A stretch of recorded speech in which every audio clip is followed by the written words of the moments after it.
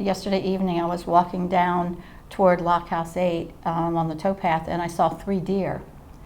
In the 50s, we didn't see any deer because if there were any deer around, people ate them.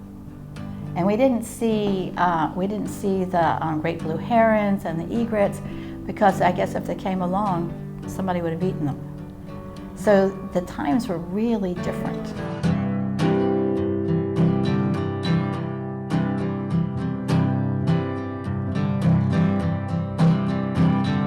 Our house was in Cabin John, Maryland. It was right along the C&O Canal. That's the Chesapeake and Ohio Canal. Now it's a national park and only the blockhouses remain.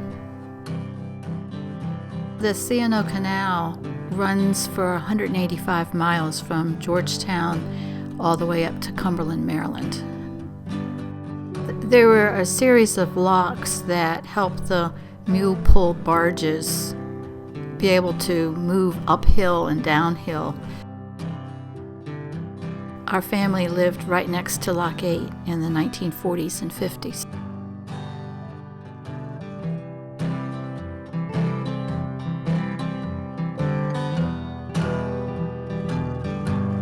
The house was built in 1939 by Daddy and his friends.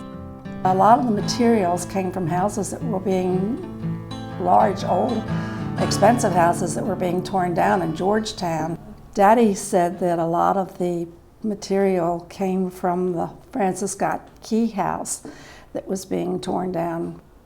The thing of it is, Daddy was always a bit of a jokester, so you never really knew for sure about the Francis Scott Key house or some of the other things like that that he might say.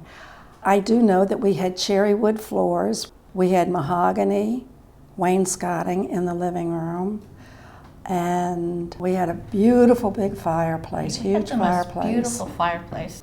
I was born in '39, right after the house was built. And I am much, much younger. Not that much.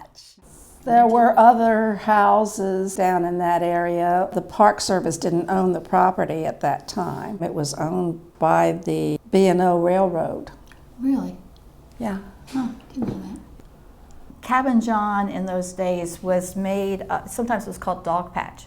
It had people who were very rich, and then it had people who were poor. Very poor. There were like these guys who would make this hard cider, and there were those. There were a few folks involved in some moonshine. The moonshine folks in this area, yeah, and that isn't so far away. Marrying at 13. There were that was people, unusual. Not that unusual. It was much more usual than now. Oh. Now they don't bother getting married. Right, that's true.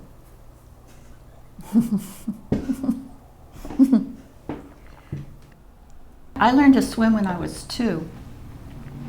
And I really had to because I guess one time, I wasn't quite 2 yet, but I actually fell into the canal and the girl next door who was 13 jumped in the canal and saved me.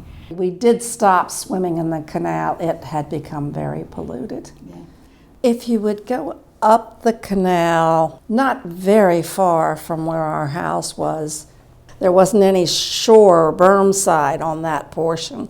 The trees would hang down over the canal and we could tuck under there and people couldn't see that we were there.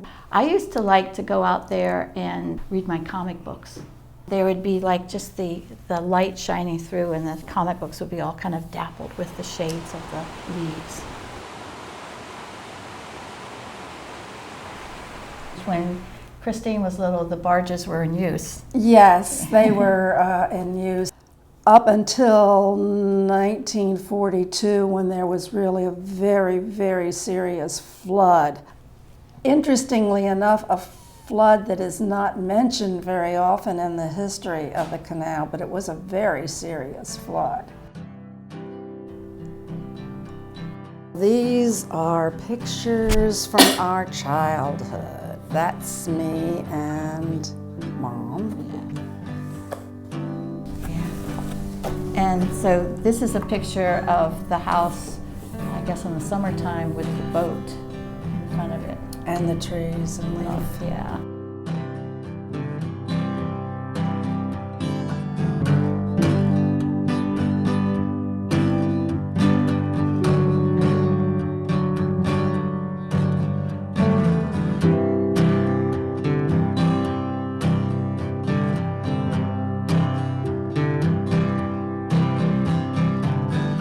The house was torn down in 1956. That's when it was. 56 when it was torn down. Okay. Yeah. There are certain things that my brain refuses to remember. Yeah. It was eminent domain, and the Dulles toll road, no, not the Dulles sewer pipe was coming through Dulles, that. it's called the Dulles Interceptor. Most likely they would have torn it down anyway, eventually because of the park.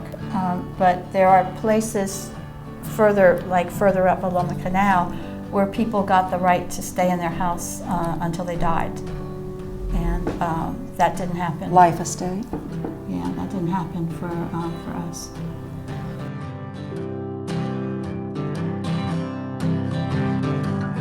Daddy painted the house, the outside of the house, in hopes that that would keep them from choosing to tear our house down, but it was all for nothing.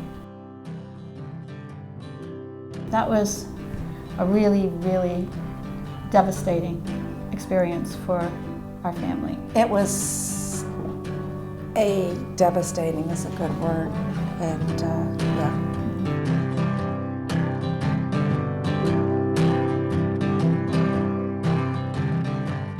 Yesterday evening I saw 3 deer.